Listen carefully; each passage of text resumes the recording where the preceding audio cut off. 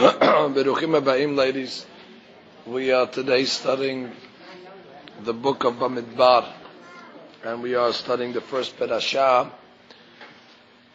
And Be'ezat Hashem will also make some comments regarding the upcoming holiday that we're going to celebrate 1 week from tonight, Shavuot. I will make an announcement next week. There will be no shiur, being that it's Erev Shavuot, so the holiday trumps our class.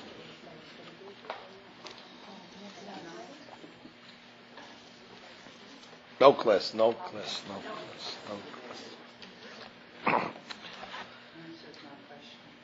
Our Perashah Bamidbar talks about the formation that the Jewish people walked as they journeyed through the Midbar.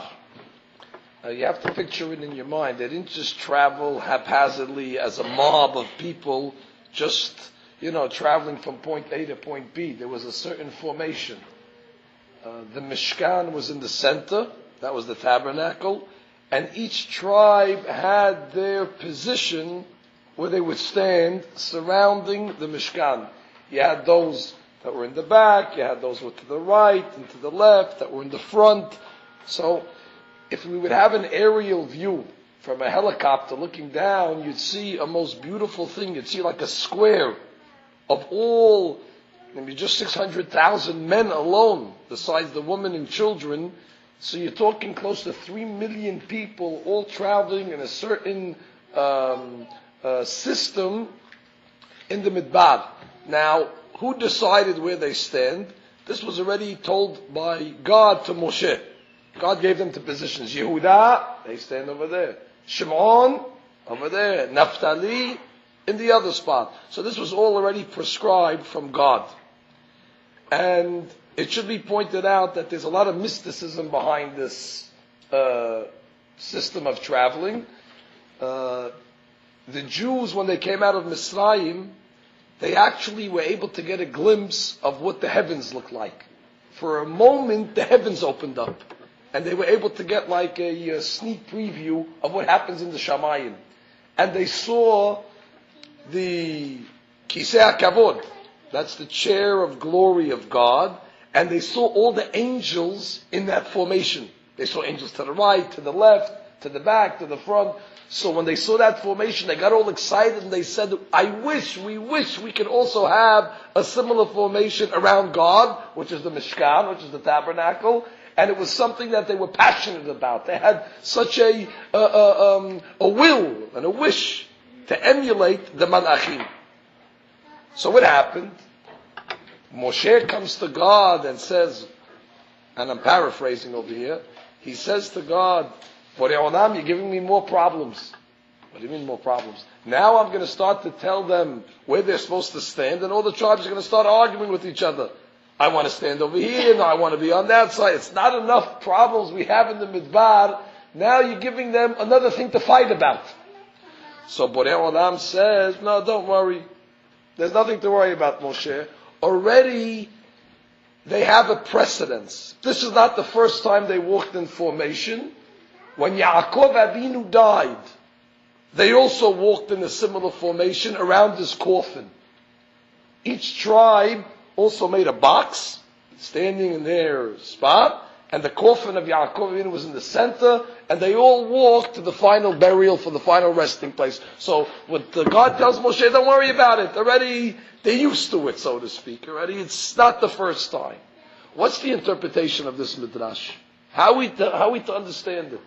What? The tribes are going to fight like 2-year-olds? You're talking about mature individuals, or you're not talking about like 3-year-olds where they say, no, I want to sit in the front row. No, I got there first. No, it's my seat. It's my chair. You're talking about the Jewish people in the Midbar. All of a sudden they're going to become so petty and start to say, no, how come he's in the south? I want to be in the south, but he was in the north yesterday, and I want to be in the west. What kind of childish arguments are they going to have? And then God answers and says, don't worry, it's not the first time they marched in formation. Already they're used to it from the times of Yaakov. How does that solve Moshe Rabbeinu's dilemma? So I saw a wonderful interpretation as follows, and there's an important lesson behind it. And that is, human beings, by and large, when things are going good, they have a certain amount of derech eretz, a certain amount of respect for each other, a certain amount of camaraderie, a certain amount of love, a certain amount of decency. That's when things are good. When there's no pressure, and there's no stress, and everybody knows how to say good morning, and everybody knows how to be cordial, and everybody can smile, and of course you go first. No, you got it, it's yours, please. That's when everybody's in a good mood and life is going smooth. However, the majority of life does not always go like that. People are usually under some sort of pressure and stress, and sometimes the nation is under a national situation of difficulty. And at those times, that's when our midot, that's when our traits are tested. That's when the character of a person is seen. Not when everything is good, when he has a lot of money in his pocket, when his health is fine and his family's in order and he hasn't a worry in the world. You really can't tell who a person is in that situation. Because it's easy to be nice. Because it's comfortable to be nice. It doesn't affect him. But when things start to go a little difficult, then already a person's true character surfaces to the top. What was Moshe Rabbeinu worried about? The Jews were not traveling in New York City, nor were they traveling in Los Angeles. They were traveling in the desert. Do I have to tell you what a desert is? A desert is a very dangerous place. It is pitch black, first of all. There are no lights in the desert. Some of our streets that have lights at night are very scary. Now, albeit, yes, they had a cloud of glory, it illuminated the streets for them, but it's still the midbar. At any moment there's wild animals that can come out and attack them. You have to remember they were in a place where there were no supermarkets, there was no water stands, and they had to rely on a well that was following them, that could leave them at any time. It's not like in New York City. If one of the supermarkets closed out, so there's 150 other ones within 3 blocks that you can get food. Here they were dependent on the man. Is it going to come down tomorrow? Is it not going to come down? You have to keep in mind they were traveling outdoors. Yes, even though the clouds of glory were on top of them, but it was a very trialing and it was a very stressful journey. Any journey is stressful. Even if a person travels first class on a plane, it's stressful. Just to get on the plane and to sit already, his nerves are frayed already. And that's when you're traveling first class. So could you imagine when you have an entire nation, and we know what it means to travel without children, when you have to take 5 or 6 kids and you have to pack for them and you have to carry all the luggages and all that, even if you have 7 in help, 1 for each child, it's still a very great pressure, and it's still challenging. Moshe Rabbeinu was saying, you know what I'm concerned? Under the situation, under the circumstances, the Jews might lose their cool. Now, under normal circumstances, you tell them, you stand here, you stand there. What's the difference where I stand? Okay, whatever you tell me, I don't care. It doesn't mean anything to me. But when already the pressure cooker is very high, now people start to act differently. Now already says, everybody's on the verge of nervousness. Everybody's on the verge of blowing up. Everybody's on the verge of a temper, a tantrum. So now Moshe Rabbeinu says, you're asking me to start telling them he stands there? I'm worried that it's going to turn into chaos. I'm worried that the people are so afraid already that now it's just going to turn into a civil war. God says, I'm not worried. Because when Yaakov Avinu died, they also stood in formation. Ladies, do you understand the trauma? Do you understand the catastrophe, the devastation that the Jewish people underwent when Yaakov Avinu died? Yaakov Avinu was a towering figure. He was the father and grandfather of the family. He was the last of the Avot, Avraham, Yitzhak, and Yaakov. And you can imagine how much they relied on him, and how much they depended on him, on his berakah, on his mere existence. And you can imagine the family, any family, by the way, on the day that they lose their patriarch, on the day that you lose the leader of the family, everybody's nervous, everybody's upset, everybody's nerves are very, very, patient level is very low. And what happened on that day? What happened on that day was when Yaakov Abinu died, everybody stood around the coffin, everybody stood around the Aron, and nobody had any questions, nobody complained, nobody challenged, why are you here, why are you there? Because Jews, as a nation, understand what adversity is, and we do not lose our derech eretz even under difficult conditions. And at that moment, it was almost as if that set the precedent for the future generations. From that moment when Yaakov Abinu died, and the children and the grandchildren were still able to act in a decent manner, that already set the trend for the future generations. If Jews in the Midbar were able to walk around the Mishkan and everybody in peace, it was only because it was done once before. Whatever our forefathers did, they set the pattern or they set the trend for their descendants. And therefore, Am Yisrael is different than any other nation. Our nation rises to a much higher expectation. Even when things are not going according to our best interest, still the Jew knows how to interact with each other. We still know how to deal with each other with honesty. We still know how to deal with derech eretz. How many stories were told about the Jewish people in the times of the Holocaust, which in recent history our nation has not undergone national nightmares like the Holocaust, like those years during the Nazi occupation. And there's hundreds of stories how Jews rose to the occasion and did not lose their decency, even while they were being treated like animals by people that were subhuman.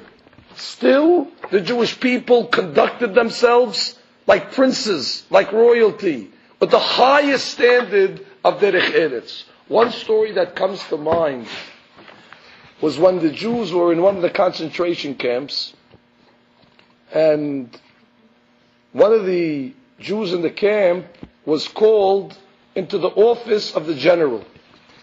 And that was certain death. You knew that once you get called in that office, it's over. You don't come back.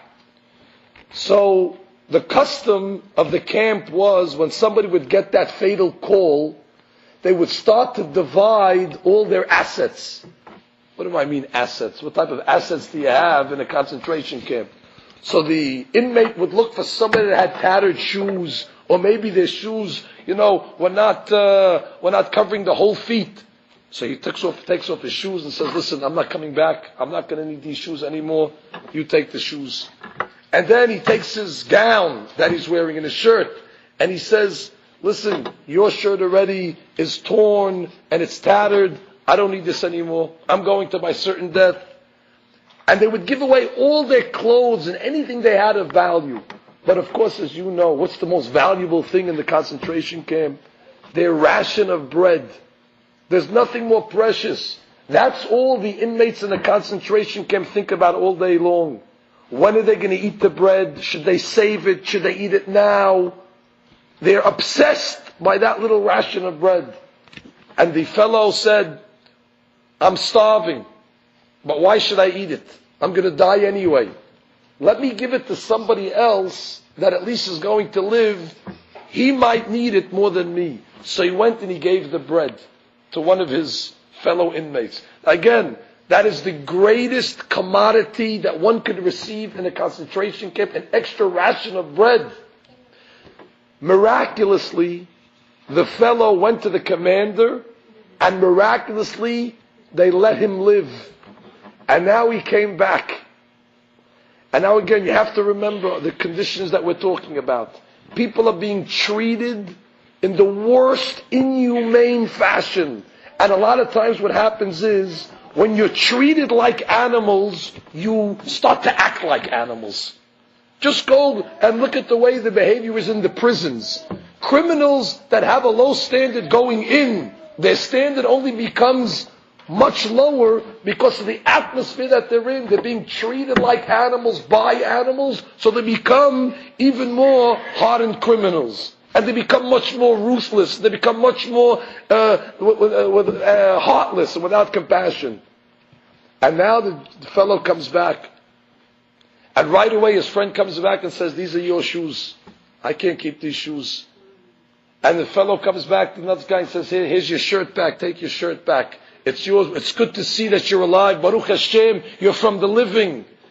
And then the other fellow comes along with the ration of bread, with a tear in his eye, and he says, this is not my bread. Even though you gave it to me, Baruch Hashem, we're happy that you're alive. You take back your bread. Where does the Jew get this moral clarity? Where does the Jew get this standard of moral nobility? That even in Gehinnom, on hell on earth, to still act in such a dignified manner, to still act in such a royal and such a regal way, a way that only a Jew knows how. That already, the roots of that was in this week's Perashah. And the roots of this week's Parashah was at the death of Yaakov Abinu. That when we suffered the first national trauma of the death of our patriarch, Am Yisrael knew exactly where to stand. Nobody was screaming, nobody was yelling, nobody was getting nervous. Everybody acted accordingly. I don't have to bring you much proof. Look at the way the nations of the world act. Last year we saw of what happened during one of the hurricanes that hit the southern part of this country, Hurricane Katrina.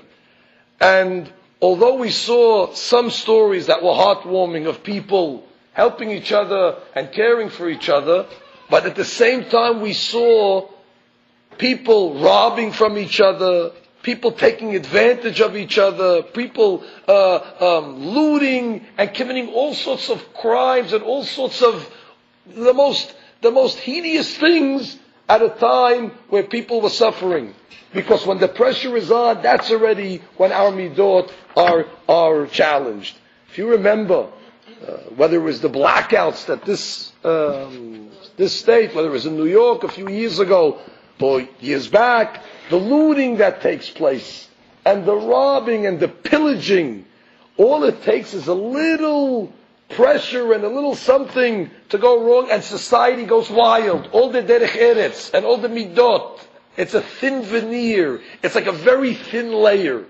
And once there's a little something that changes the dynamics of life, finished. No more derech eretz. It's like what the Mishnah says, Ish et re'ehu hayim bela'o.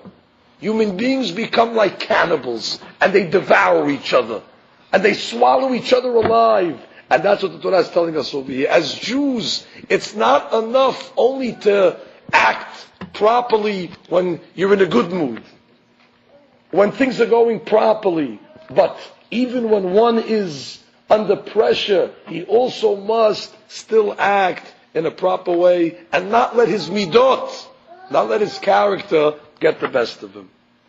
Furthermore, now, Perashah, our Torah tells us about the death of Nadav and Avihu. Nadav and Avihu were the children of Aharon.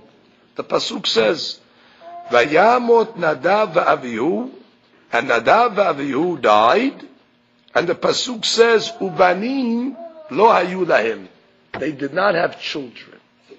They did not have children. The Gemara comes along and says in Yevamot, Kol mi she'eno osek b'piriya v'reviyah hayav mita. Anybody that's not involved in having children, if they can have children and they're not involved in it, they're guilty. Guilty of a death penalty. Oh, such a strong statement. And the Gemara says, where do we know this from? Because the pasuk says, and Nadav and Avihu died, and they didn't have children. Implying that if they would have had children, they wouldn't have died. So you see, the reason why the two sons of Aaron died, according to this passage of the Talmud, is because they did not involve themselves in bearing children. Comes the rabbis and asks, the Hatam Sofer asks the obvious question, what are you talking about? We know the reasons that they died were much different than what this Gemara is saying.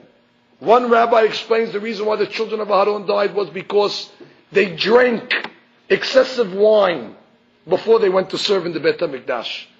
It's almost as if they were drunk when they went to serve. Another opinion says they were disrespectful to Moshe Rabbeinu. Moshe Rabbeinu said a certain halakha, and they challenged Moshe Rabbeinu. It doesn't say that the reason that they died is because they didn't have children. It might be a fact that they didn't have children, but that's not the reason. And all of a sudden the Gemara comes over here and says, that's the reason that they died, because they didn't have children. Make up your mind. Is it because they drank a little extra, because they were disrespectful to Moshe, or was it the children? So I saw a wonderful interpretation of the Hatam Sofer. He explains like this.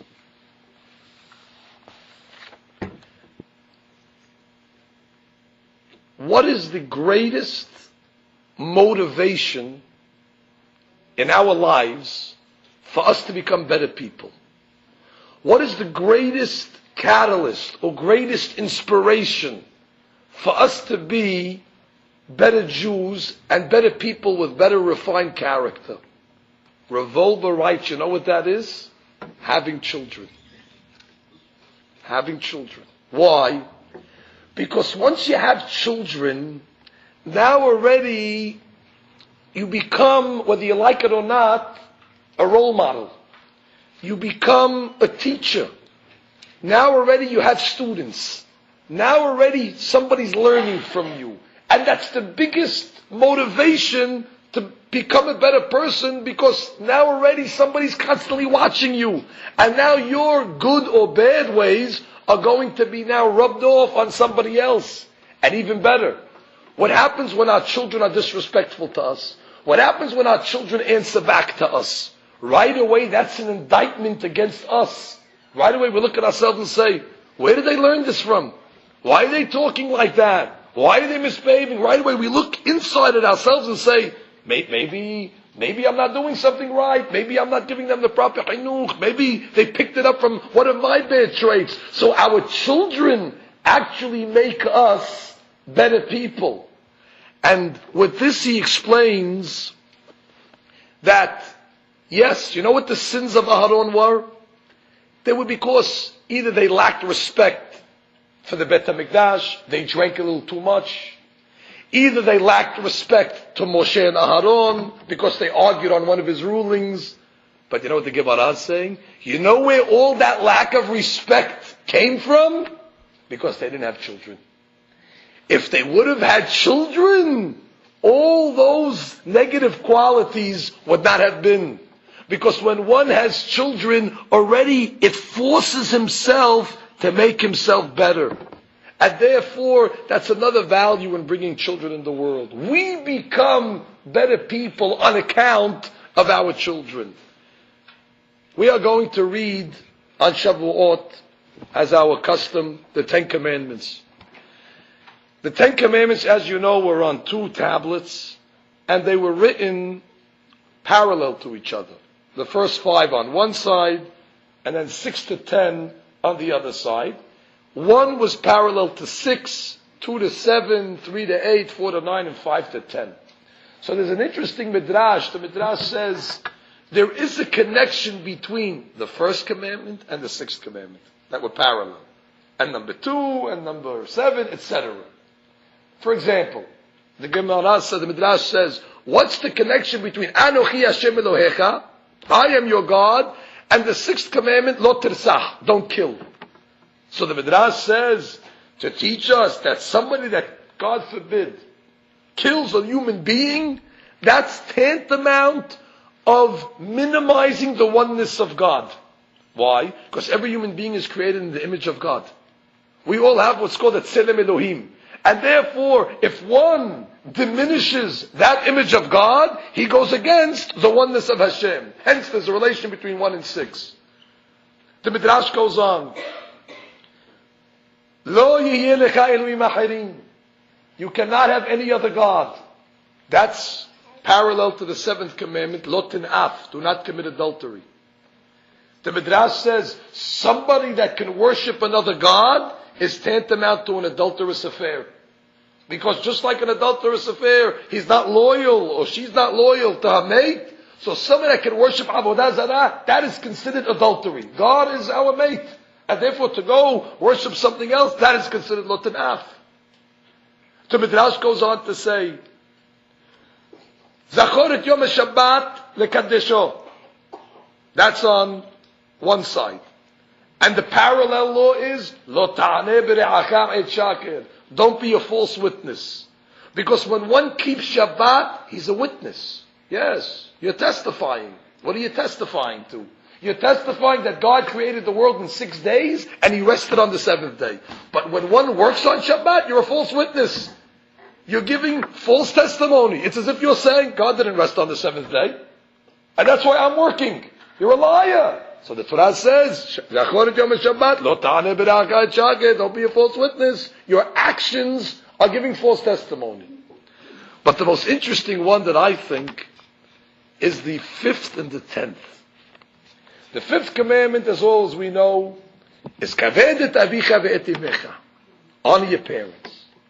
And the 10th commandment that it's parallel to is lo tahmod. Don't be jealous. Don't covet. Don't be envious. And it boggles the mind. What's the connection between honoring parents and do not be envious, do not be jealous? So the Midrash goes on to teach us that somebody that's of a jealous nature is going to have children that are going to curse their parents and not respect them, and they're going to respect somebody else. You know what this Midrash means?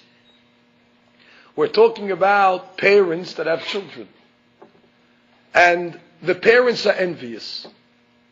They're jealous. They sit around the table and they talk about the other guy's car, and the other one's money, and the other one's house, or houses, or homes, and the other person's vacation, and what he bought, and what she bought. And wow, they're so lucky, and it's amazing. Imagine if we had. And the children, they're victims to this conversation. And I say victims to this conversation because children really don't have anything. The only asset that children have is their parents. And therefore, when we show traits of jealousy, that we wish we had this, and we wish we had that of the other person, and his that, and her that, then the children pick that up. But since they have nothing but their parents, they start to talk and say, I wish so-and-so was my parent. I wish I could live in somebody else's house. And then they start to rebel against the parents. And they start to curse the parents. Because that envious nature trickles down to the children. And just like the parents say, I wish I could live where this one lives, the child says the same thing. I also wish I could live where that person lives. I wish I wouldn't have to be in this house. I wish I could have different parents than you. And therefore you learn the same lesson. By having children, it forces us to become better people. Because we know that whatever we're going to be deficient in, it's going to come out in the kids. Just like blue eyes and blue eyes is going to bring blue eyes, and brown hair is going to bring brown hair. It's genetic. It has to surface. There's genes. So too, character that's taught in the house is also going to have to surface at some point in the children. And therefore the Torah says, you know why the children of Aharon died? Yeah, they died because they lacked respect over here in the Bet Mikdash. They drank too much. There, they lacked respect in talking to Moshe and Aharon. But you know what the real reason is?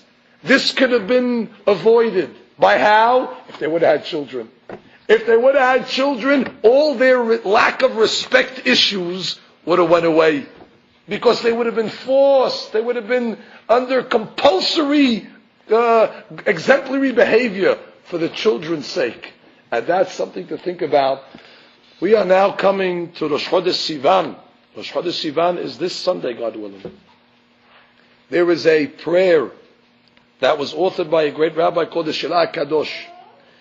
This prayer is specifically for parents of children that they should pray specifically tomorrow, Friday, or if they want on Shabbat, the day before Rosh Chodesh Sivan. It's a prayer that you can make every day.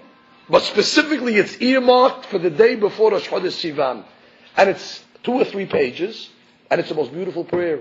You're praying to God that your children should come out with the proper Yirat Shamayim and the proper religion. They should be healthy. They should get married. They should have grandchildren. You're praying for the welfare of all your children. There should be nobody pasul in your family. They should all, like I said, marry the proper way, that there should be no questions of their legitimacy. Most beautiful prayer. I was recently in Israel, and we went to the grave of the Shlah HaKadosh, where he's buried, and they have that prayer in a big frame, where you could pray it right by the author's grave. It's in the books. The Anenu book has it. If you have copies of it here, that's only one copy. We can't give it out to everybody. Very good. Okay, God bless Rabbi Sutton. No, I have it already. The ladies need it, but it's very, very important. Thank you. God bless you. Thank you. It's called Tefillah Shel Banim. Yes, it's in the Anenu book, the blue book that most of the people have. It should be in there. Put it on your calendars, ladies, to make sure you make this prayer tomorrow or Shabbat. You want to do it both? Of course, you can do it every day. So with pleasure. We continue.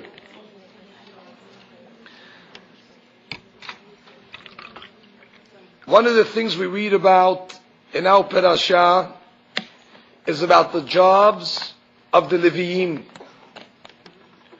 The Leviim were one of the tribes that were in charge of the transporting of the Mishkan. The Mishkan was a mobile synagogue. It wasn't permanent in one spot. The Jews would travel, they'd have to take it apart, and now they'd have to transport it. So the Levi tribe, they were in charge of they were the porters. They were in charge of transporting the Mishkan. And every family of Levi was in charge of carrying a different section.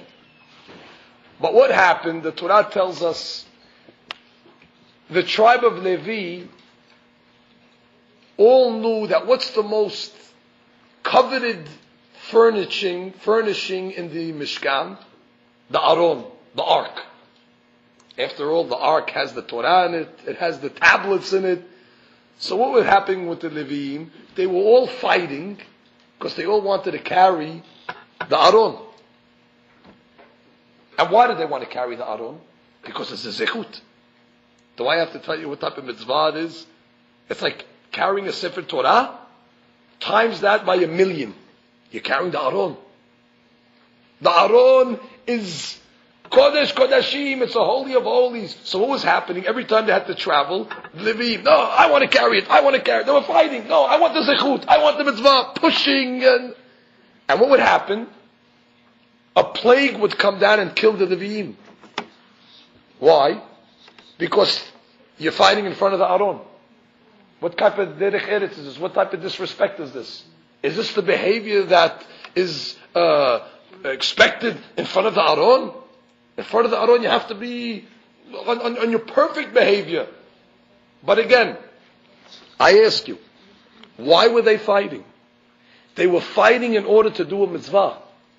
They felt that this was going to get them closer to Hashem. This was a religious experience. It wasn't that they were fighting for money or they were fighting for glory or power. This was like fighting to be the one to take the Sefer Torah out of the Hechal. You say, wow, what a noble argument. What a beautiful thing. We wish we could be fighting for the mitzvah. But what does the Torah say? It's wrong. It's wrong. Because, yes, it's a mitzvah to carry the Aron. But at the same time, it's a sin to fight in front of the Aron. So, the way the Mesilat Yesharim says it, in his inimitable way, they might have lost what he calls their Mishkala Hasidut. He calls it Mishkala Hasidut, which is a scale. It's a very important lesson, I'm telling you now. There's a scale in religion. And you always have to know, the law is on one side, and then there's another side of the repercussions of if you follow the law. Now, when it comes to law, you have to follow all the laws. I'm talking about things that are above and beyond the letter of the law. In Hebrew, we call it hasidut. Things that are not mandatory, but they're extras. People want to go the extra mile. Now, it's always nice to go the extra mile. It's always good to be mahmir. It's always good to be more stringent and do things beyond the call of duty. However, when you're doing things beyond, you have to take into consideration that you might be compromising more important things. And therefore you need to scale.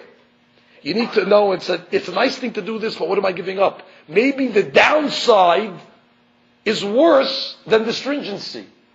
I'll give you an example. I'll give you just simple examples so you can know what I'm talking about.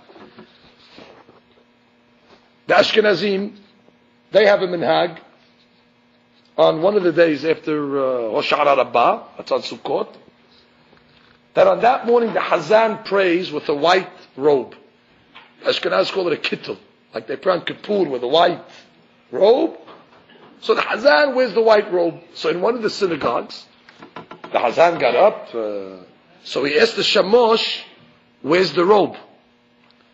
The Shamosh, the attendant of the synagogue. The Shamosh says, oh my gosh, I forgot the robe. I forgot that we wear this on the robe on the Hoshana Rabbah. Oh, you forgot the robe. What happened? One of the members of the committee started to yell at the Shamosh, you fool, you imbecile. How many days of the year do we wear the white robe? What are we paying you for? What are we hiring you for? You're incompetent. You can't remember. And one of the rabbis that were there went to that fellow and said, you're right. It's a nice thing to wear the robe. It's not a halakha. It's not mandatory. It's a nice thing. It's like, it's extra points you get for wearing the robe. But look what you did. To embarrass another Jew. To humiliate somebody in public. For what? Where was your scale? Where was your measuring? How did you make such a calculation that the robe is even more important than the dignity of another Jew? He says your scales are faulty. Your measures are off. You're making wrong calculations. Your judgment is skewed. How could you make such a terrible judgment like that? And in another place, a similar episode where one of the members of the Kollel, one of the Kollels, but this could happen to anybody. Rabbi tells this story. Every night he would come home at 6 o'clock, and his wife would make dinner. That was his minhag, every night dinner at 6, and of course his wife would prepare a nice dinner, and they would sit together, etc. One night, 6 o'clock, he doesn't come home. 6:15, 6:30, 7.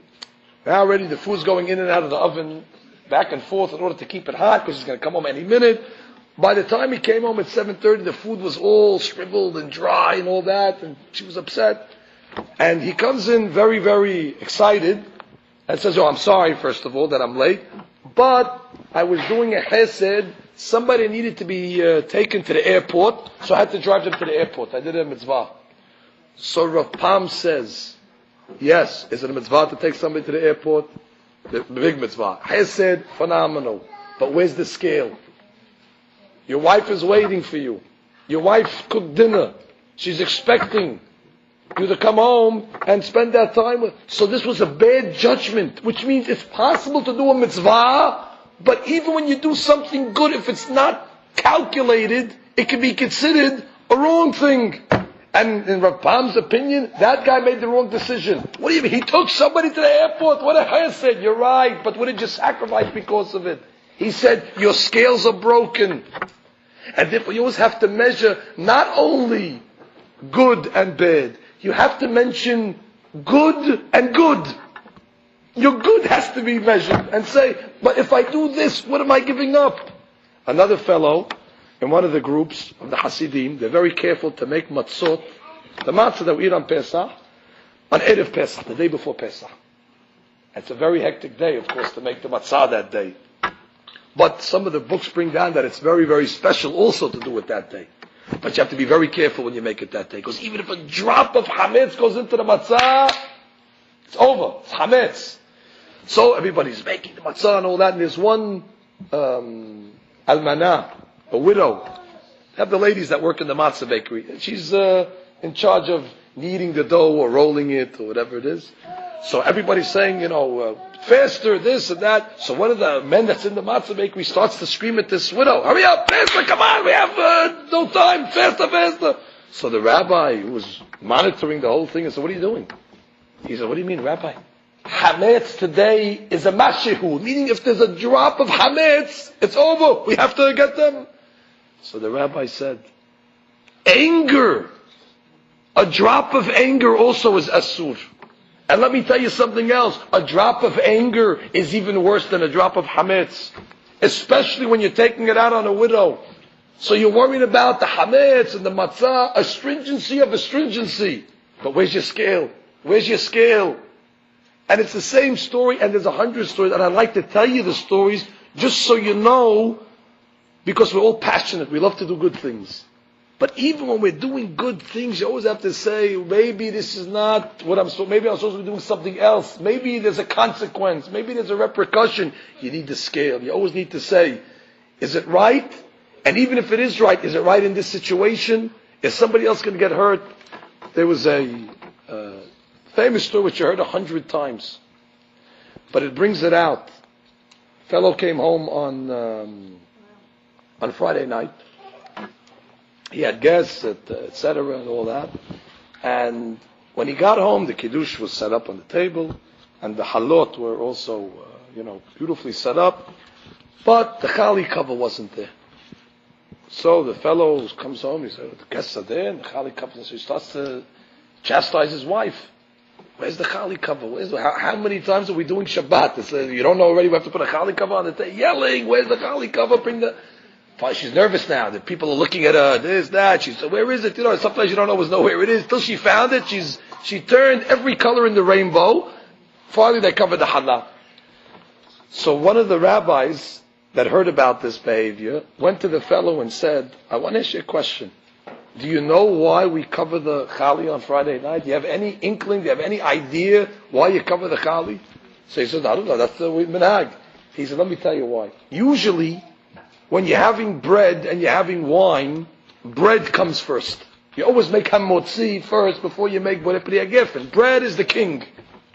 But you know what? Friday night we have a problem. You can't have the bread first because you have to make kiddush. So we don't want to embarrass the bread that usually always comes first. So therefore, when we pick up the wine, we cover the bread so the bread shouldn't get embarrassed that we're giving it second slot. It's used to being first. So we cover the bread so it doesn't have to see the wine." Now, does the bread see the wine? No. Does the bread have feelings? No. Does the bread understand? Does the bread cry? No. But why are you covering the bread?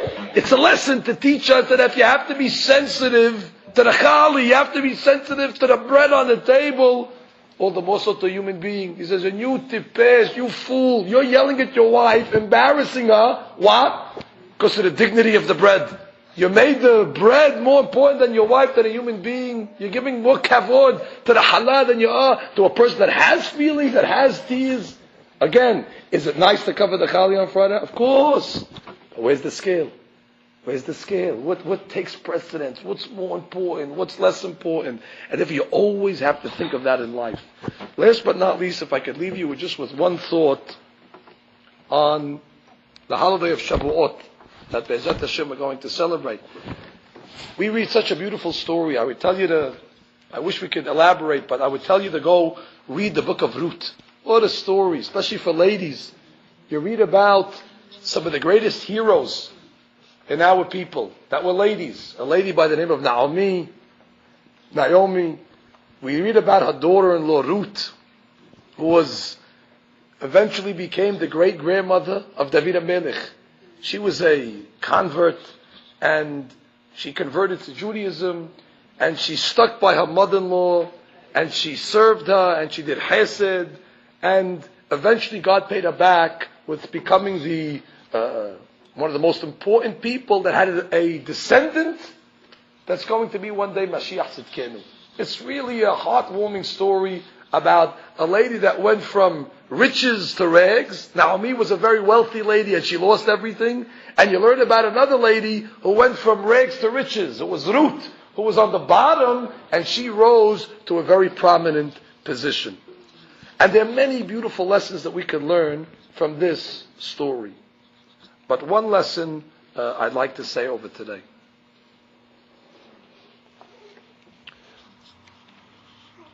In the story of Ruth, in the second chapter, the chapter begins, Ul-Naomi modar le'isha, ish kibor hayil mimishpachat Elimelech u'shmo Boaz. The second chapter is a very pivotal chapter because it starts to introduce to us the players. It starts to introduce to us all the different people that were going to be involved in bringing the descendants and Malchut Bet David of the Davidic dynasty. Naomi, she had a relative called Boaz. Boaz had a field. Ruth was now a pauper. She had the right to go to Boaz's field and collect all the leftovers, like the poverty, like the poor people have a right to collect all the gleanings that fell from the cutting of the wheat. And sure enough, Ruth gets to the field, happens to be the field of Boaz, who eventually she's going to marry. That's how they met. And eventually from this marriage came the greatest things. It's a historical chapter. I mean, this chapter we're reading about the birth of Mashiach and how God orchestrated it, that it happened. But there's something that happened in that chapter. Something that if I was writing the Megillah, I would have skipped it because I didn't think it's so important. The Pasuk says, Boaz came to his field and he saw the workers in the field. Vayomer lakotzerim yebarechecha Hashem. Or Hashem imachem. Boaz tells the workers, God be with you. And the workers tell him back, Yebarech Hashem. Bless. God bless you. In the scope of this chapter, where we're talking about such a dramatic moment in history, was it important to have in the script, Boaz came to the field and said good morning, and they told him, same to you. That it's not necessary in the whole drama and the scope of things. It's a side point. Boaz went and said, God be with you, and they came along and said, God be with you. What's going on over here? Why is that necessary to tell me in this story? So I want to tell you a hadush. Do you know that in the time that Boaz lived, he lived at a very, very bad time in Jewish history. The Jewish people were going through a famine. And not only that, the leader of the Jewish nation was a fellow by the name Elimelech. Elimelech was the richest man of the generation, and he was the Gadol, he was the great rabbi of the generation. And Elimelech abandoned his people. Instead of staying with the people and giving them money and giving them moral support, he left. Could you imagine? In the middle of a crisis, and all of a sudden the great leader of the generation walks away. Could you imagine how broken the Jewish people felt? Could you imagine how devastated, how hopeless they felt? The Jewish people now were abandoned by the leader. They were all relying, as long as Elimelech is here, we're okay. He'll give us, he'll take care. And what happened? He jumped ship. Am Yisrael was in shambles. Am Yisrael was at a national low. They felt terrible. The only hope that they had was Elimelech, and now he went. And where did he go? He didn't move to some other city in Israel. He moved to Moab. He moved to some goy town, which was really the icing on the cake. Like, it's not enough he left, but he moved to, Las Vegas. He moved to some place that's not even where any Jews are there. Boaz, who was also a rabbi in the generation, Boaz made an enactment. Boaz made a halakha. Unprecedented. He said, from now on, when a Jew sees his friend, you don't tell him good morning. And you don't tell him how you're doing. And you don't tell him what's up. You don't greet in a normal manner anymore. Now, whenever you see a Jew, you tell him, Hashem Imachem. But not like I said it. You say it with God's name. Ado. You say God's name. That became the new way of greeting people. It's like a berakah. Baruch atah Ado. And then when you get greeted, you answer back, Yebarechecha Ado. God's name. Do you know how serious it is to say God's name in vain, or just to say? But Boaz says, no. This is the new way Jews will greet Jews. You say God's name. Now, by the way, if we would do that today, it would be avon. You're not allowed. How careful if we say God's name in vain. Right away we say Baruch Shem Kivno Choto Leolam Ba'ed Hatati Haviti Pashati Berachah Lebatalad. But in that generation, all day long people were saying Hashem Emachem, Baruch Hashem. How many times do you say good morning? How many times do you say good afternoon a day? How many times do you say good evening? This cordial greeting was said hundreds of times in the day. Can I ask you a question? Why? Why did Boaz, what forced Boaz to make such a landmark ruling? To put Hashem's name in the greeting? You know what the answer is? Because he wanted to teach every Jew, you're important. You're special. Every Jew is precious. Every Jew is not only precious, but they deserve the greeting of a king. If the Queen of England was here, you wouldn't just say, how you doing? You'd say, oh, Her Majesty, Royal Highness. There's a whole protocol how you refer to the Queen of England or the king. And therefore Boaz was saying every single Jew is worthy of that dignity, is worthy of that status, of that class. And what did that do for the Jewish people? What that did for the Jewish people was, we're important. Look at this. Everybody's saying God's name to each other. They felt uplifted. They felt elevated. And what did that do? It picked them up. Their spirits were so down. The famine, Elimelech abandoned them. And here, now already, the rabbi said everybody can be greeted with God's name. And everybody felt important. And what happened as a result of that?